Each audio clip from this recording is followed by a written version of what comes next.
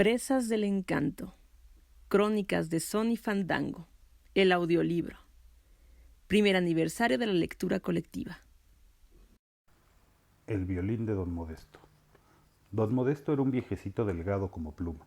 Siempre gustaba de ir a los velorios y acompañar el acarreo de la Virgen, aunque casi nunca terminaba un son ni se amanecía.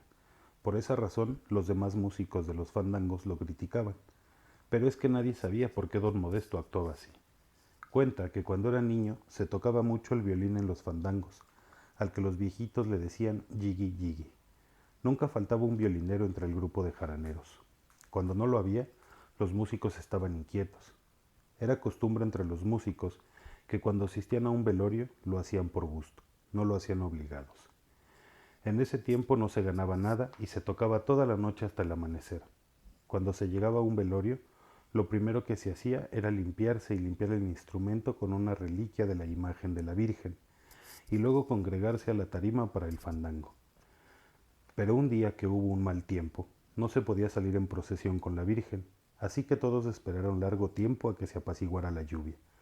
En una escampada salieron presurosos con la imagen por delante.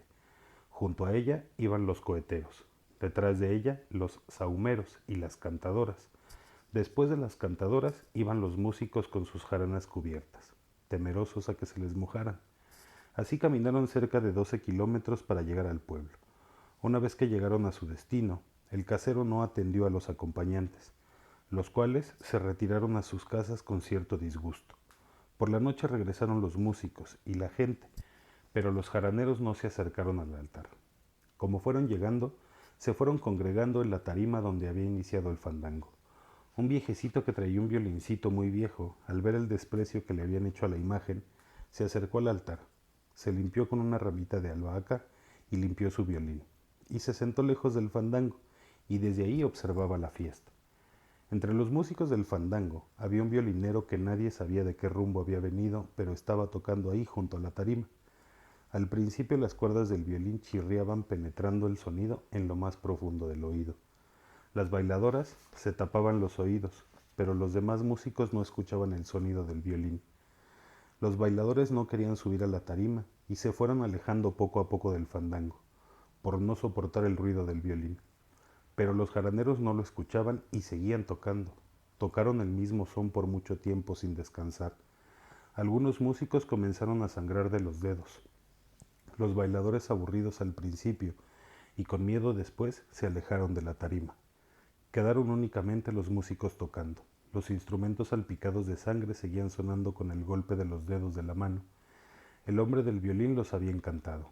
Ellos no se daban cuenta, ni sentían dolor de los dedos, ni escuchaban el horrible sonido del violín. Pero el viejecito, que había estado observando desde lejos los hechos, cuando lo consideró prudente, se puso de pie, afinó su violín y se acercó al grupo tocando su instrumento. Así entre los violineros surgió una especie de combate.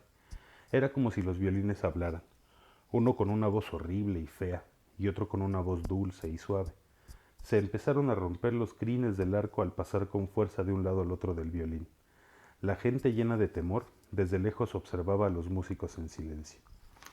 Cuando pasó un remolino, el hombre del violín había desaparecido.